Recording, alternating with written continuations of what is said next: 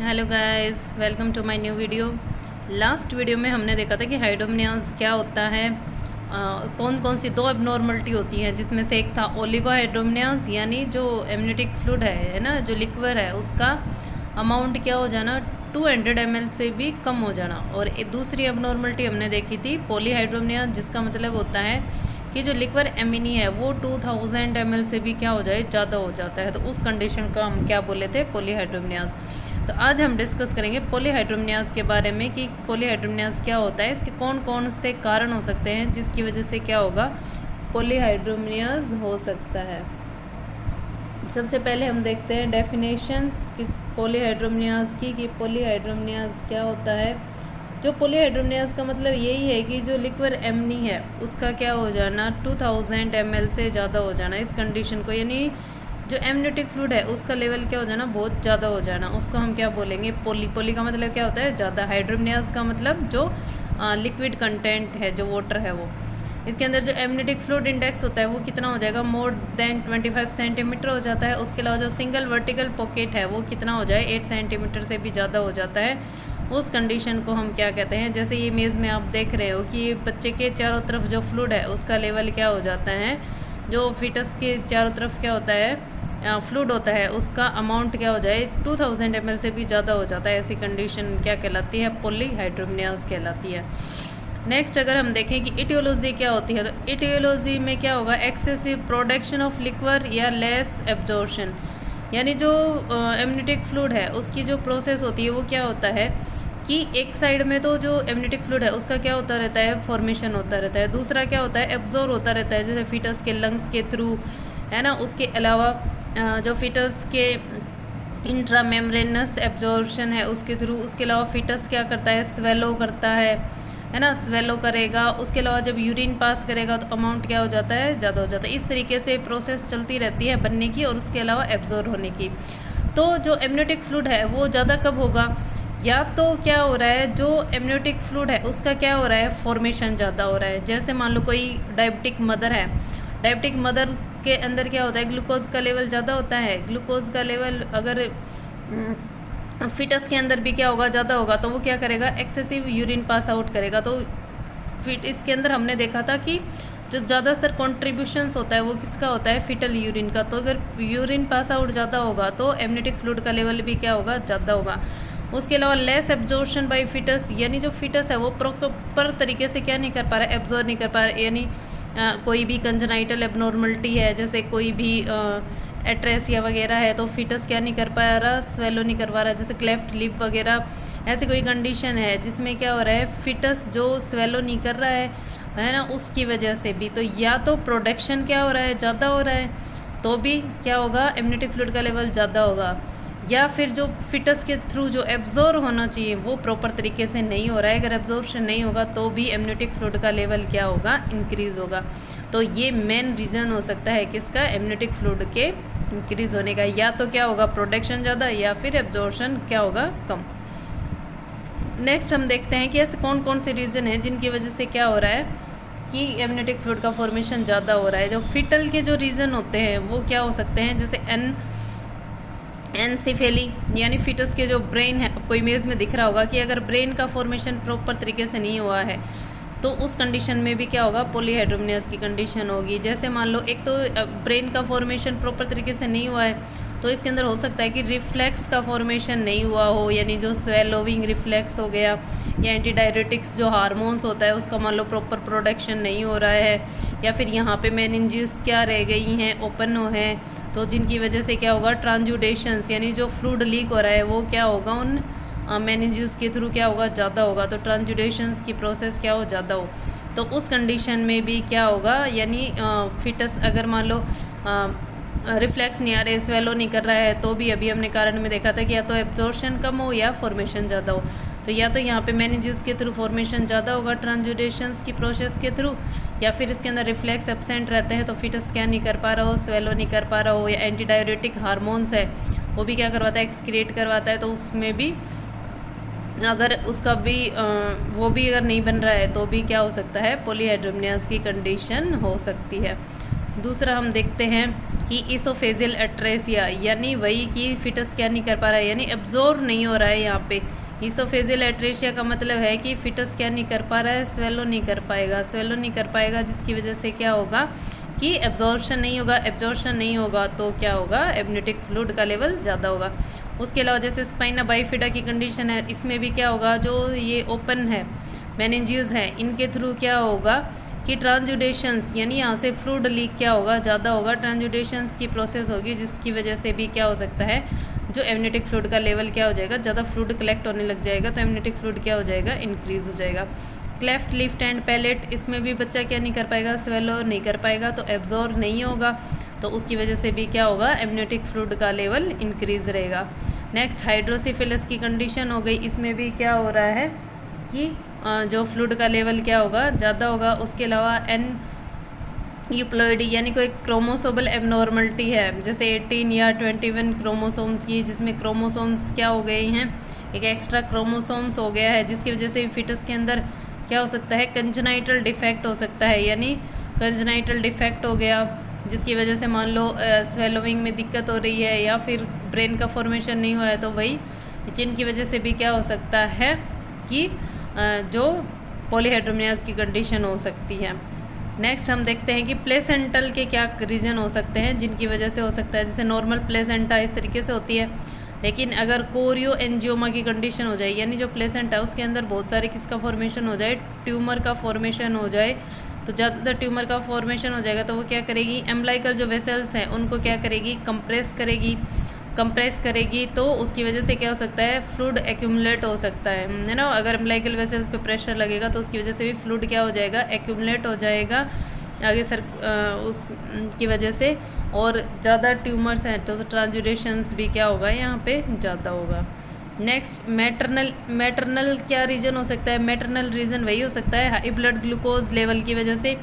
अगर मदर के अंदर ब्लड ग्लूकोज लेवल क्या है, हाई है, तो वो बच्चे के अंदर क्या होगा, ज़्यादा ग्लूकोज ट्रांसफ़र होगा, जिसकी वजह से बेबी के अंदर एक्स्ट्रा वेट होगा, और यूरिन आउटपुट क्या होता है, ज़्यादा होगा, जिसकी वजह से भी क्या होगा कि जो पॉलीहाइड्रोमनियाज की कंडीशन होगी, यानी एमनियोटिक फ्लूइड का लेवल क्या होगा, इंक्रीज़ होगा।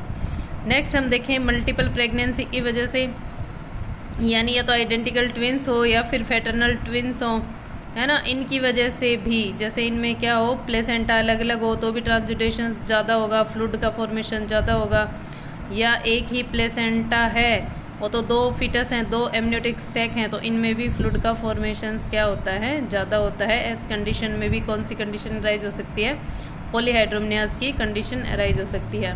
तो पॉलीहाइड्रोमनियाज की वजह से क्या क्या क्लिनिकल मैनिफेस्टेशन, यानी क्या सिम्टम्स दिखाई देंगे। एक तो सीधी सी बात है कि एमनियोटिक फ्लूइड का लेवल ज़्यादा हो रहा है तो स्ट्रेचिंग ज़्यादा होगी मसल्स के अंदर, तो उसकी वजह से एब्डोमिनल पेन होगा। उसके अलावा नोज़िया एंड वोमिटिंग होगी। एक तो ऊपर की तरफ क्या करेगा, प्रेशर लगाता है। एनलार्ज एब्डोमेन का साइज़ क्या होगा, नॉर्मल से ज़्यादा होगा। फीचर्स ऑफ प्रीएक्लेम्सिया, फ्लूइड एक्यूमुलेशन हो रहा है, उसकी वजह से हाइपरटेंशन की दिक्कत या प्रीएक्लेम्सिया की दिक्कत हो सकती है। एडिमा ऑफ लेग, फ्लूइड का कलेक्शन ज़्यादा हो रहा है तो उसकी वजह से लेग्स में क्या हो सकता है, एडिमा हो सकता है, फ्लूइड का कलेक्शन हो सकता है। डिस्पनिया, एब्डोमेन एनलार्ज हो गया है, उसकी वजह से डिफ़िकल्टी होगी फीमेल्स को रेस्पिरेशन में। पाल्पिटेशन की कंडीशन हो सकती है। वेरिकोसिटीज़ इन लेग, लार्ज एब्डोमेन है वो क्या करेगा, इन्फीरियर वेना कावा पे ज़्यादा प्रेशर लगाएगा, जिसकी वजह से लेग्स के अंदर क्या हो सकता है, वेरिकोसिटीज़ हो सकता है। फ्लूइड थ्रिल, एकदम से फीमेल को ऐसे जैसे एकदम से जैसे फ्लूइड का प्रेशर फील होगा, है ना, फ्लूइड थ्रिल एकदम से कि बहुत ज़्यादा अमाउंट में फीमेल को फील होगा कि फ्लूइड क्या हुआ है, इधर से उधर मूव किया है ना, तो फ्लूइड थ्रिल क्या होगा, पेशेंट को फील होगा। डायग्नोस्टिक इवेल्युएशन में हम क्या कर सकते हैं, एक तो कंप्लीट हिस्ट्री कलेक्शन कर सकते हैं, फिजिकल एग्जामिनेशन कर सकते हैं, सोनोग्राफी के थ्रू हम पता कर सकते हैं कि भाई किस वजह से हो रहा है ना। जो लार्ज इको फ्री स्पेस है फिटस और यूट्राइन वॉल के अंदर, उसको पता कर सकते हैं। सिंगल पूल 8 सेंटीमीटर से ज़्यादा है, एमनियोटिक फ्लूइड इंडेक्स भी 25 सेंटीमीटर से ज़्यादा है। ये सब किससे पता चलेगा, सोनोग्राफी से। अगर 8 सेंटीमीटर से ज़्यादा है सिंगल वर्टिकल पूल या एमनियोटिक फ्लूइड इंडेक्स 25 सेंटीमीटर से ज़्यादा है, तो वो क्या इंडिकेट करता है, पॉलीहाइड्रोमनियाज। उसके अलावा डिटेक्ट प्रेजेंटेशन लाइन कंजेनाइटल माल फॉर्मेशन, यानी अभी हमने कॉज में देखा था कि कंजेनाइटल माल फॉर्मेशन की वजह से भी हो सकता है, तो वह क्या करेंगे, हम आइडेंटिफाई करेंगे रेडियोग्राफी, डायग्नोज द मल्टीपल और बोनी कंजेनाइटल माल फॉर्मेशन। अगर मल्टीपल प्रेगनेंसी है तो उसको डायग्नोस करेंगे, क्योंकि इसका एक रीज़न क्या है, मल्टीपल प्रेगनेंसी भी है। तो सोनोग्राफी से हमें पता चल सकता है कि कोई कंजेनाइटल एबनॉर्मलिटी की वजह से, या फिर जो एमनियोटिक फ्लूइड का भी हमें कम है ज़्यादा है, वो भी किससे पता चलेगा, सोनोग्राफी से। वो जिसमें क्या देखते हैं हम, सिंगल पूल और एमनियोटिक फ्लूइड इंडेक्स देखते हैं। अगर ये इनसे ज़्यादा होता है तो इंडिकेट करता है पॉलीहाइड्रोमिनियाज को। और मल्टीपल प्रेगनेंसी है तो उस कंडीशन में भी क्या हो सकता है, पॉलीहाइड्रोमिनियाज, कोई कंजेनाइटल एबनॉर्मलिटी है, कोई कंजेनाइटल मालफॉर्मेशन है फीटस को, यानी कोई जैसे इसोफेजियल एट्रेसिया की कंडीशन हो गई, क्लेफ्ट लिप क्या लेफ्ट पैलेट की दिक्कत हो गई, तो वो उसकी वजह से भी क्या हो सकता है, जो पॉलीहाइड्रोमिनियाज हो। नेक्स्ट हम देखते हैं कि इसकी वजह से क्या कॉम्प्लिकेशन हो सकते हैं, मदर को क्या कॉम्प्लिकेशन हो सकते हैं ड्यूरिंग प्रेगनेंसी। हमने देखा प्रीक्लेम्शिया हो सकता है, और वहाँ पे एब्डोमिनल एमनियोटिक फ्लूइड ज़्यादा है तो उसकी वजह से इंगेज होने में फिटस को क्या होगी, दिक्कत होगी, तो माल प्रेजेंटेशन की कंडीशन हो सकती है। एमनियोटिक फ्लूइड बहुत ज़्यादा है तो उसकी वजह से प्री मेच्योर रप्चर हो सकती है मेम्ब्रेन, जिसकी वजह से प्री टर्म लेबर भी हो सकता है, या फिर अचानक से अगर रप्चर हो जाती है मेम्ब्रेन तो उसकी वजह से एक्सीडेंटल हेमरेज होने के चांस ज़्यादा रहते हैं। उसके अलावा ड्यूरिंग लेबर के टाइम पे भी क्या हो सकती है, अर्ली रप्चर हो सकती है मेम्ब्रेन प्रेशर की वजह से, है ना, फ्लूइड के एमनियोटिक फ्लूइड के प्रेशर की वजह से भी क्या हो सकता है, अर्ली रप्चर हो सकती है। फिटल मेम्ब्रेन कॉर्ड प्रोलैप्स, जैसे ही एकदम से क्या होगा कि फ्लूइड थ्रिल होगा, है ना, फ्लूइड एकदम से रप्चर होते ही हैवी अमाउंट में पास होगा तो उसकी वजह से कॉर्ड क्या हो सकती है, फिटस से पहले पास हो सकती है, जिसको हम क्या बोलते हैं, cord prolapsed. Next uterine inertia, बहुत ज़्यादा स्ट्रेचिंग हो चुकी है तो उसकी वजह से जो यूट्रस के अंदर कॉन्ट्रैक्शंस आ रहे हैं उनमें भी क्या हो सकती है, दिक्कत, कॉम्प्लिकेशन हो सकते हैं, यानी कॉन्ट्रैक्शंस भी क्या हो सकते हैं, स्लो हो सकते हैं। रिटेन्ड प्लेसेंटा होने की कंडीशन रहती है, यानी प्लेसेंटा क्या हो सकता है, एकदम से हो सकता है कि कंप्लीट प्लेसेंटा एक्सपेल आउट ना हो। उसके अलावा पोस्टपार्टम हेमरेज होने के भी चांस होते हैं, क्योंकि स्ट्रेचिंग ज़्यादा हो गई है तो कॉन्ट्रैक्शंस कम होगा। कॉन्ट्रैक्शंस क्या होते हैं कि इंपॉर्टेंट रोल होता है कॉन्ट्रैक्शन का, किसमें, ब्लीडिंग को स्टॉप करने के लिए। तो स्ट्रेचिंग हो गई है तो मसल्स के अंदर कॉन्ट्रैक्शंस कम होगा, जिनकी वजह से क्या हो सकता है, हैवी ब्लीडिंग हो सकती है, जो क्या कोज कर सकती है, पोस्टपार्टम हेमरेज। प्यूपेरियम टाइम में भी बहुत ज़्यादा स्ट्रेचिंग हुई है, जिसकी वजह से वापस रिवर्ट बैक होने में उसको क्या लगेगा, टाइम लगेगा, जिसको हम क्या बोल सकते हैं, सब इन्वोल्यूशन, यानी वापस से नॉर्मल कंडीशन में रिवर्ट बैक नहीं होना, सब इन्वोल्यूशन कहलाता है। इंक्रीज प्यूपेरियल मॉर्बिडिटी, और जिसकी वजह से कोई इन्फेक्शन वगैरह के चांस अगर है, इन्फेक्शन हो गया है तो उसकी वजह से मॉर्बिडिटी के चांस ज़्यादा होते हैं। फीटल को वही पेरीनेटल मोर्टेलिटी होने के चांस होते हैं अगर प्रीमेच्योर रप्चर हो गई है, प्री टर्म लेबर हो गया है उसकी वजह से। और हमने इसके कारणों में पढ़ा है कि कंजेनाइटल एबनॉर्मलिटी की वजह से भी हो सकता है, और इसमें हमने देखा कि अर्ली रप्चर हो सकती है, जिसकी वजह से प्रीमेच्योर डिलीवरी हो सकती है, प्रीमेच्योर बर्थ हो सकता है बच्चे का, तो उसकी ये सब दोनों चीज़ें मिलके किसका कारण हो सकती हैं, बच्चे की डेथ का कारण हो सकती हैं। प्रिवेंशन में हम क्या कर सकते हैं, अर्ली डिटेक्शन कर सकते हैं। डायबिटीज़ की वजह से हो रहा है तो डायबिटीज़ को हम क्या कर सकते हैं, कंट्रोल कर सकते हैं। Genetic counselling in early month and detection of fetal congenital abnormalities, अगर हमने देखा कि ये किसकी वजह से हो रहा है, अगर फिटल कंजेनाइटल एबनॉर्मलिटी की वजह से हो रहा है तो हम अल्ट्रासाउंड के थ्रू क्या कर सकते हैं, उनको आइडेंटिफाई करके उस प्रेगनेंसी को क्या कर सकते हैं, टर्मिनेट कर सकते हैं, reduce their number in late pregnancy. और जेनेटिक काउंसलिंग के थ्रू हम क्या कर सकते हैं, इसी कंडीशन को नेक्स्ट प्रेगनेंसी में ना हो उसके लिए हम क्या कर सकते हैं, उसको रोक सकते हैं। नेक्स्ट हम देखते हैं कि इसका हम किस तरीके से मैनेजमेंट कर सकते हैं। तो मैनेजमेंट के प्रिंसिपल्स क्या हैं, एक तो सबसे पहले जो फीमेल्स को सिम्टम्स आ रहे हैं, यानी डिस्पनिया की दिक्कत हो रही है, एब्डोमिनल पेन हो रहा है ना, उनको क्या करना है, रिलीव करना है।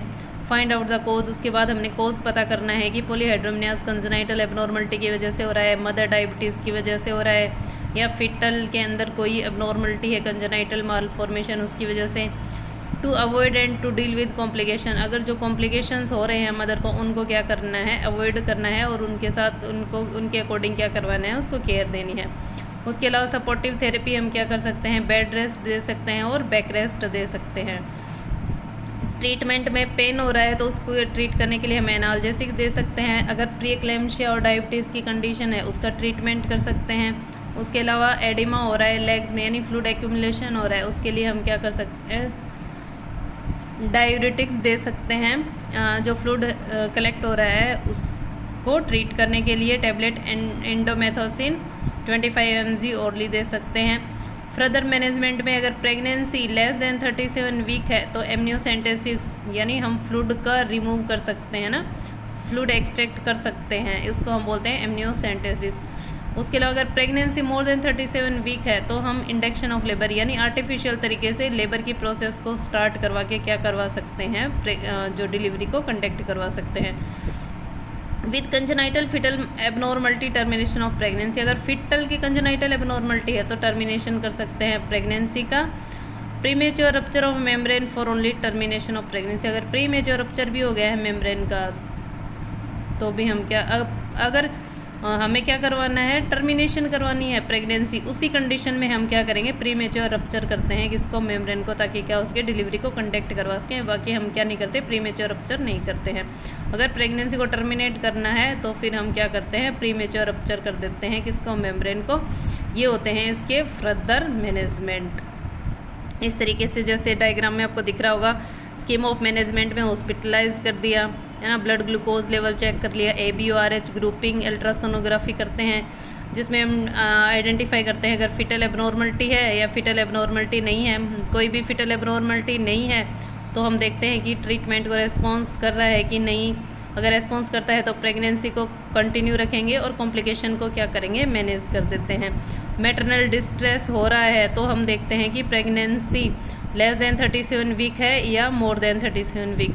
लेस देन 37 वीक है और एब्डोमेन का इनलार्ज होने की वजह से या जो फ्लूइड का लेवल ज़्यादा हो रहा है उसकी वजह से फिटस को मदर को डिस्ट्रेस हो रहा है तो एमनियो रिडक्शन कर देते हैं रिपीटेड। बार बार क्या करेंगे, जो एमनियोटिक फ्लूइड है उसको क्या करेंगे, एक्सट्रैक्ट करेंगे। कब तक, जब तक फिटस क्या नहीं हो जाता, मेच्योर नहीं हो जाता है, तब तक हम एमनियो रिडक्शन करते हैं। प्रेगनेंसी 38 वीक से ज़्यादा हो गई है तो एमनियो रिडक्शन करते हैं। अगर प्रेजेंटेशन, ब्रीच प्रेजेंटेशन वगैरह है तो उसको सही करेंगे। स्टेबलाइजिंग ऑक्सीटोसिन ड्रिप लगा के और आर्टिफिशियल रप्चर ऑफ मेम्ब्रेन करके क्या करवा देते हैं, डिलीवरी को कंडक्ट करवा देते हैं। उसके अलावा अगर फिटल एबनॉर्मलिटीज़ है यानी कोई कंजेनाइटल एबनॉर्मलिटी है तो बिना किसी गेस्टेशन के, यानी ये देखे कि 37 वीक की प्रेगनेंसी है, 37 की वीक के बाद की प्रेगनेंसी है, cervical ripening and artificial rupture of membrane करके क्या करवा देते हैं, जो लेबर है उसको क्या करवा देते हैं, कंप्लीट करवा देते हैं। तो ये था इसके पॉलीहाइड्रोमनियाज के मैनेजमेंट में। आज के लिए इतना ही। नेक्स्ट वीडियो में हम डिस्कस करेंगे ओलिगोहाइड्रोमनियाज के बारे में। Thank you.